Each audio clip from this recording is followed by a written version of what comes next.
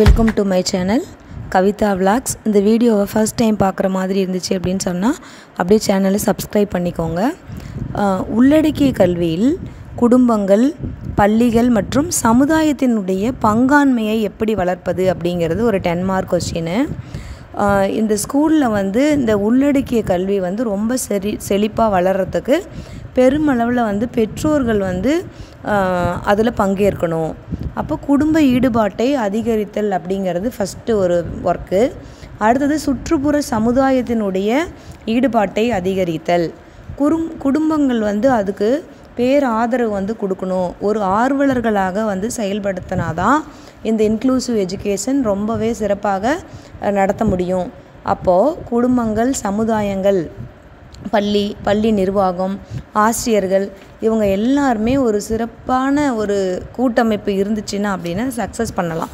First பார்த்திங்கன்னா மாற்றுத்திறனாளி குழந்தைகளை யாராவது ஒரு கேர்டேக்கர்ஸ், பாதுகாவலர்கள் பார்த்துக்கலாம், பராமரிப்பாளர்கள், அதே மாதிரி அவங்களோட பெற்றோர்கள், இவங்க எல்லாருமே இந்த ஸ்கூலுக்கு கொண்டுட்டு போய் அந்த மாணவர்களை விடுறது, திரும்ப கூட்டிகிட்டு வர்றது, வீட்லேயும் அவங்கள கொஞ்சம் கேர் பண்ணுறது, இதெல்லாம் இருந்துச்சு அப்படின்னா நம்ம சக்ஸஸ்ஃபுல்லாக இருக்கும்.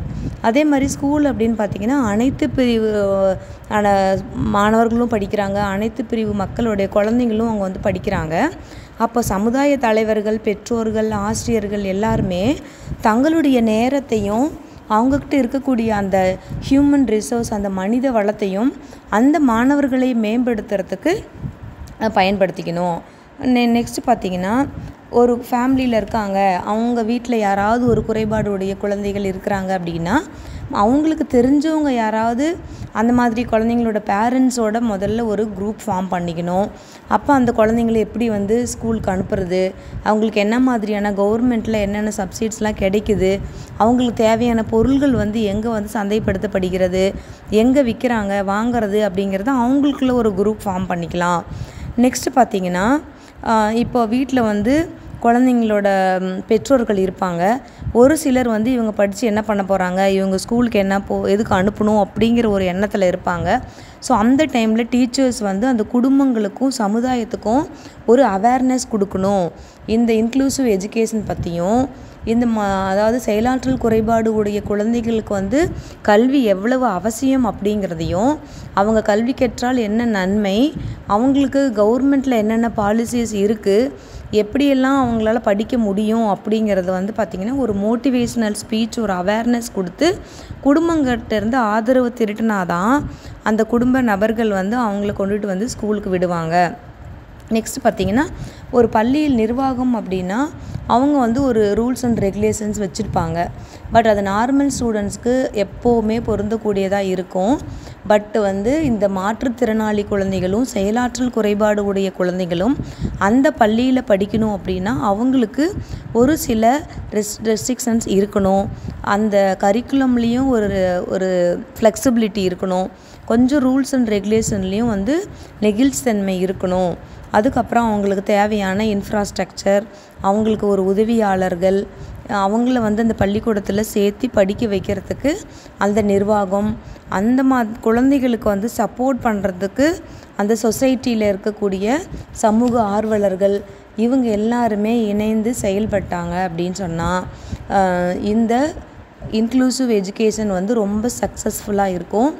இதுக்கு முக்கியமானது parents, teachers, society, pier group, அதுக்கப்புறம் அந்த மாணவர்கள், இவங்க எல்லாமே ஒரு இணைந்து செயல்படணும். குடும்பத்துடைய பங்களிப்பு ரொம்ப ரொம்ப முக்கியம். அப்போ தான் அவங்களுக்கு ஒரு மோட்டிவேஷனாக இருக்கும். இவங்களுடைய கூட்டு பங்காண்மை இருந்தால் மட்டும்தான் என்ன தான் கவர்மெண்ட்டில் புது புது சட்டங்கள் வந்தாலும், திட்டங்கள் வந்தாலும், இந்த குடும்பத்தோட ஈடுபாடு அதிகமாக இருந்துச்சு அப்படின்னு சொன்னால் இந்த மாற்றுத்திறனாளிகளும் செயலாற்றல் குறைபாடு உடையவர்களும் வாழ்க்கையில் மேலும் வெற்றி பெறும். செயலாற்றல் குறைபாடு உடைய மாணவர்களுக்கு தனிப்பட்ட உதவி அப்படின்னு சொல்கிறோம். அந்த தனிப்பட்ட உதவி எப்படி பண்ணணும் அப்படின்னா ஃபஸ்ட்டு வகுப்பறையில் குறைபாடு உடைய குழந்தைகளை அடையாளம் காணணும். அந்த மாதிரி அடையாளம் கண்டுபிடிச்ச பிறகு அவங்கள மருத்துவ சிகிச்சைக்காக அனுப்பணும். மருத்துவ சிகிச்சைக்கு அனுப்பின பிறகு செயலாற்றல் குறைபாடு உடைய குழந்தைகளை உள்ளடக்கிய வகுப்பறையில் அவங்கள கற்பதற்கு ஏற்பாடு செய்யணும். அப்போது இயல்பான குழந்தைங்களோட இந்த செயலாற்றல் குறைபாடு உடைய குழந்தைகளும் சேர்ந்து கற்பதற்கு ஒரு பாசிட்டிவ் ஆட்டிடியூட், நேர்மறையான மனப்பான்மையை வந்து வளர்க்கணும். அவங்கக்கிட்ட இருக்கக்கூடிய தாழ்வு மனப்பான்மையை வந்து போக்கணும். அவங்கள மோட்டிவேஷன் பண்ணணும். நெக்ஸ்ட்டு அவங்கள வந்து ஒரு ஃப்ரீடமாக, அதாவது ஒரே இடத்துல அப்படியே அடைச்சி வைக்காமல் கொஞ்சம் ஓரளவுக்கு அவங்களுக்கு மனதளவுலேயும் சுதந்திரம் இருக்கணும், ஃபிசிக்கலாகவும் அவங்களுக்கு வந்து சுதந்திரம் இருக்கணும். அதே மாதிரியான இன்ஃப்ராஸ்ட்ரக்சர் வந்து அவங்களுக்கு முடிஞ்ச அளவுக்கு தடைகள் இல்லாமல் இருக்கணும்.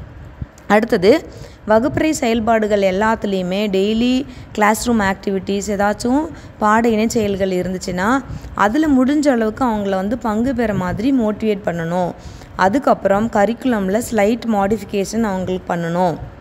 கற்பித்தலுக்கு தேவையான அந்த துணை பொருள்கள் வந்து டீச்சர்ஸ் வந்து சில மாற்றங்களை ஏற்படுத்தி அவங்களுக்கு தகுந்த மாதிரி அந்த கற்பித்தல் பொருள்களை வந்து தயாரித்து பயன்படுத்தினா அவங்க வந்து மேலும் நல்லா படிச்சுக்குவாங்க.